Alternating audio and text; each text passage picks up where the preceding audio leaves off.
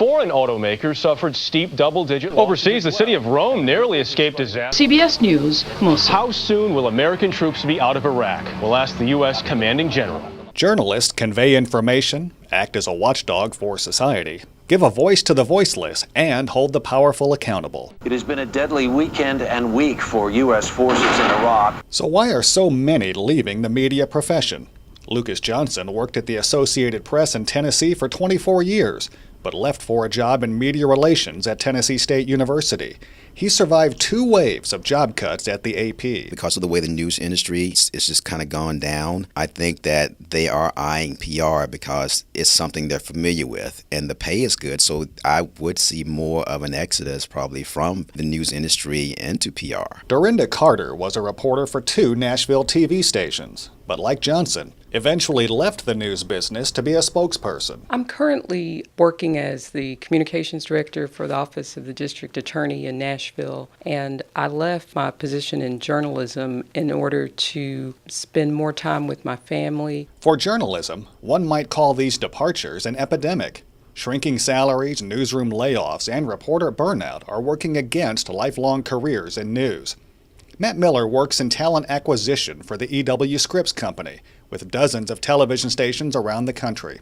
He says departures like Carter and Johnson, and the hundreds like them, has created a dilemma for the field of journalism. There's still the sex appeal of people wanting to be on air, even though they may not make great money when they start, and it's still a hard road to walk. But there's constantly new people ready to step into those jobs. So even when talent people are leaving for those communications and marketing jobs, we've got new people to fill their shoes. But the producers that have left for those jobs, there's not a surplus coming in. Deborah Wenger worked in TV news management for many years. Now a professor at the University of Mississippi, she has observed many people leaving television journalism after 8 to 10 years because the job is harder now. I made it almost 20 years in TV before I moved on.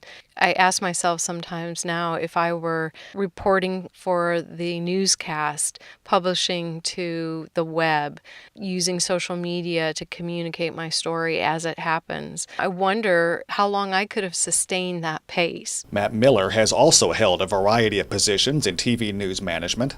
While his current job is to find news talent and producers, he explains why some people leave journalism. Because they can go be the PR spokesperson for the public transportation company, make good as if not better money, and have 9 to 5 hours and not have to worry about breaking news or snowstorms. The stressful side of our business still provides the excitement. It's high pressure and it's exciting. It can also burn you out. And if you can find another outlet where your skills translate to, you're normally going to seek that out. Former reporter Jeff Spurlock is now the director of the School of Journalism at Troy University.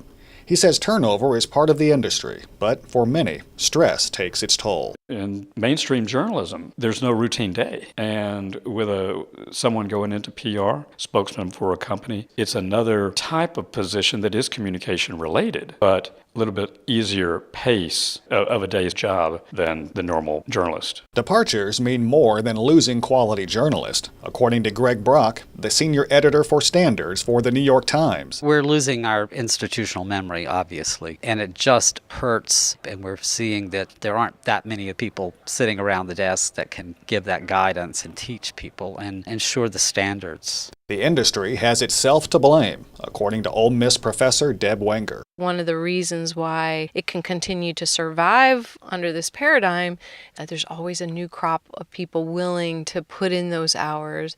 And then they start to think about getting married and having kids, and they say to themselves, I could make just as much or more money if I did job X than I can in TV news, and that's better for my family, it's better for my personal life, it's better for my mental health. Journalism's dilemma, involving layoffs, stress, long hours, and low pay, have led many like Lucas Johnson and Dorinda Carter to seek greener pastures. I love the news industry. I hate the way things are going right now. But again, at the end of the day, people have to make a living. I hope that today's students still see that now more than ever they're needed, and journalism is still a noble profession. There are journalists who are objective and just want to tell the facts. So I hope that spirit isn't lost, that there is still a need for journalism, and the First Amendment still exists in this country and should be upheld. I'm Terry Likes. You're listening to Tennessee Matters on the Tennessee Radio Network.